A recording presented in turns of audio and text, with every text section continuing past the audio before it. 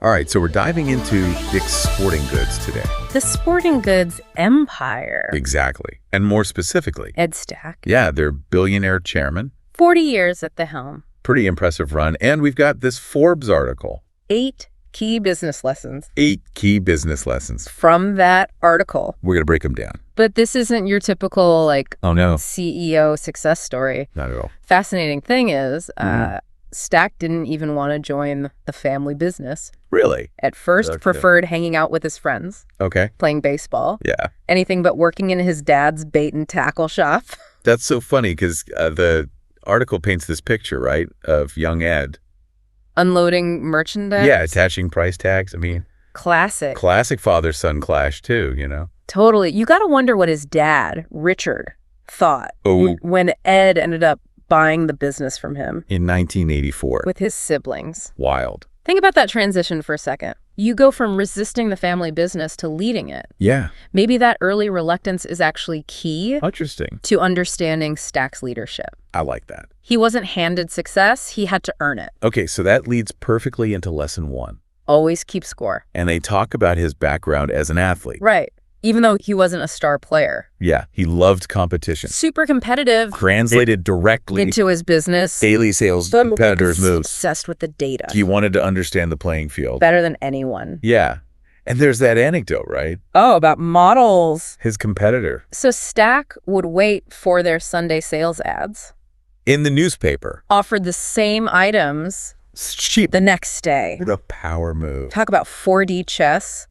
It's like It's amazing. productive paranoia in action. Right? Yes. Anticipating threats. Staying ahead of the curve. And it worked. It did. Dick's outlasted, what, Models, Sports Authority? Yeah, all those rivals. But you have to wonder, right? Is there a downside To that, yeah. to this kind of like hyper-competitiveness? Could it make you... Too risk-averse. Interesting. Well, maybe we'll find out as we keep going. Lesson 2 is study great leaders. Okay, all about... Stack's commitment to learning. From others, he was drawn to Retail giants, right? Sam Walton. Founder of Walmart. Okay. He was reading about them, Not just reading trying to apply it. at Dick's. For example, Yeah. Walton's concentric circles. Okay, I've heard of this. Expansion strategy. Instead of going for the big cities right away. Right. He focused on building a strong presence In those smaller markets. near headquarters. So it's like a ripple effect. We're Exactly. acting small, expanding out. Dominate those smaller markets Yeah. before going Like into... competitive areas. Even today, you won't find a Dick's in New York, LA. Yeah. They've maintained that that strategic. growth I path. wonder if it'll hold up, The retail landscape is Constantly changing. for sure. Well, let's move on to lesson number 3. For love, not money. This one's all about passion. Passion in business. The article quotes Stack Saying he works every day at age 70. because it doesn't feel like work. That's a powerful statement. Basically saying If you love what you do, it doesn't feel like a grind. but was it always the case for him? Right, because remember, He hated working in the shop. in the beginning, Maybe passion can develop, over time, especially when you see that and then- success or maybe finding your own way, within the business. even if it's a family one. Whatever the case, his commitment is undeniable. It really is. Which brings us to lesson 4. Okay, Never be satisfied. I like that. Stack embodies this idea. Of continuous improvement, Always striving to outdo himself. innovate before the competition. He even talked about building the concept that would kill Dick's, Wow. to push his team to think outside the box. That's pretty hardcore. So he's not just reacting. He's trying to disrupt But isn't there a risk, with that kind of thinking. unnecessary upheaval, risky investments That's the paradox. of productive paranoia You gotta find that balance between pushing boundaries? and staying grounded. We see this tension Play out even more, in the next lesson. which is admit what you don't know, Right, so Stack realized he needed guidance. especially early on. And so he formed this board of advisors. With a diverse range of expertise, They mentioned a TD station owner, a shoe manufacturer, a lawyer. even his own uncle. So it wasn't just symbolic, right? No, he genuinely valued their input, Trusted their judgment. especially during those periods of Rapid growth. provided a reality check, When his paranoia, maybe, might have led him astray. it was like having a team of mentors. Yeah, who can challenge your assumptions. Offer different perspectives. For sure. I'm guessing this board played a key role. In shaping Dick's customer-centric approach. Which is lesson number 6. Customers first. More than just a slogan. Baked into their entire business. They refer to customers as athletes. Their stores are designed to offer this immersive shopping experience. Those House of Sport locations. Right. They're like giant playgrounds. You're sports enthusiasts. It's a far cry from the early days. The bait and tackle shop. It really is. Speaks to his willingness to adapt and evolve. But is this focus on experience sustainable? Good question. How do you balance that with profitability? Yeah. That's something they're going to have to figure out. Yeah, figure out. Moving forward. Okay, so we've covered 6 of Stack's 8 business lessons. We've seen the competitive spirit. Commitment to learning. The customer focus. Willingness to admit what he doesn't know. But things are going to get interesting. I'm ready.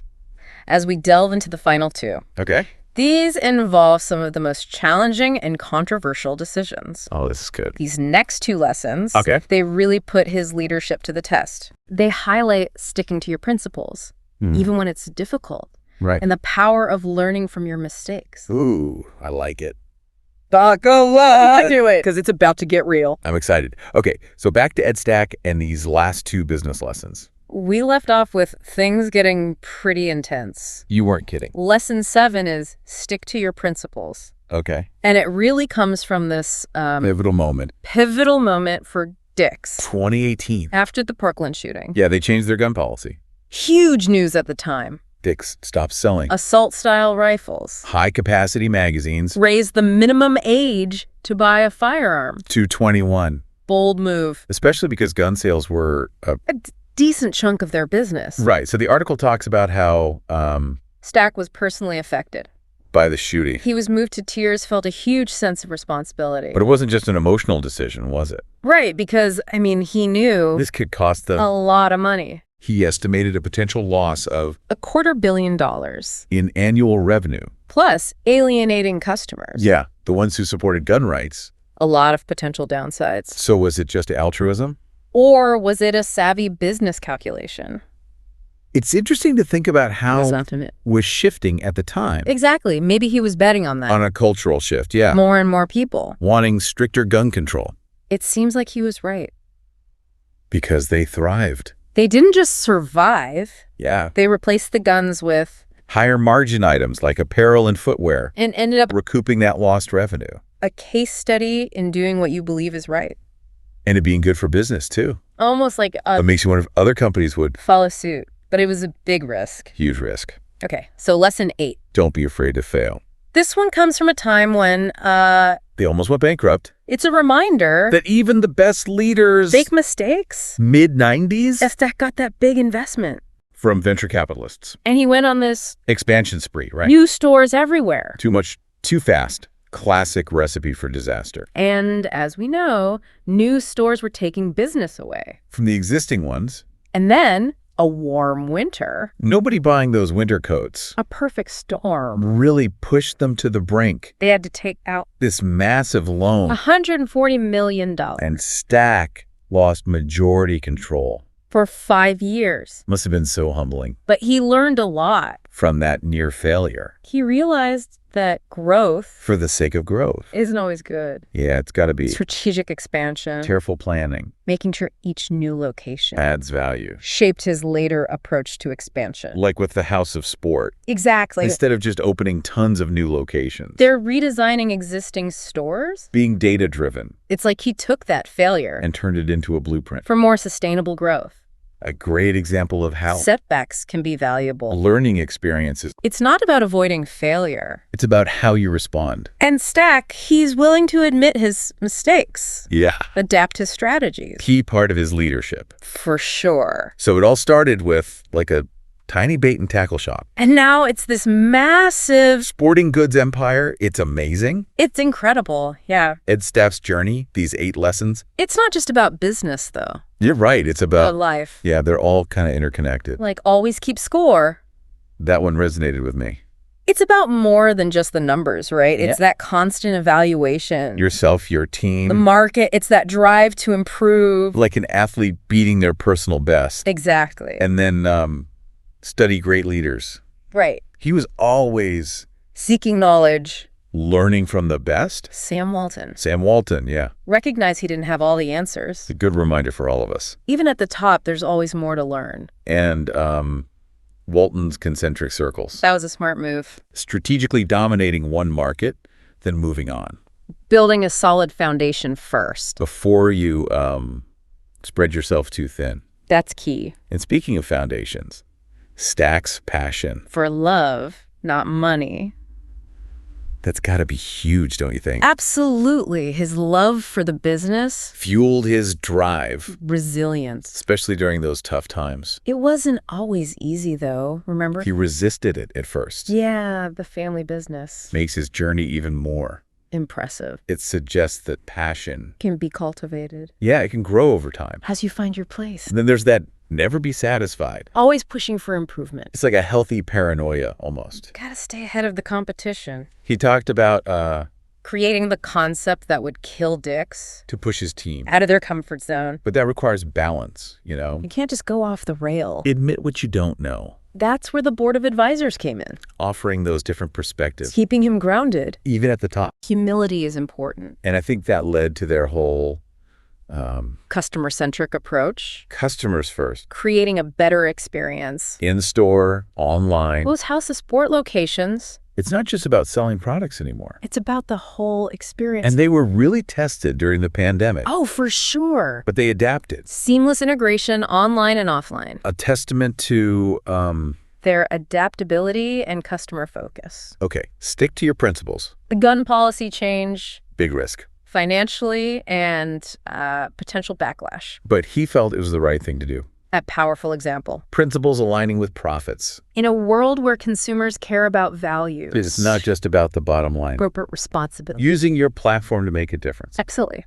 And lastly, don't be afraid to fail. Setbacks are inevitable. That near bankruptcy in the 90s. It's a defining moment. He learned that rapid growth without a solid foundation can be dangerous. Strategic planning, execution, adaptation, all key. He took that failure. Learned from it. Came back stronger. Shaped his approach to expansion.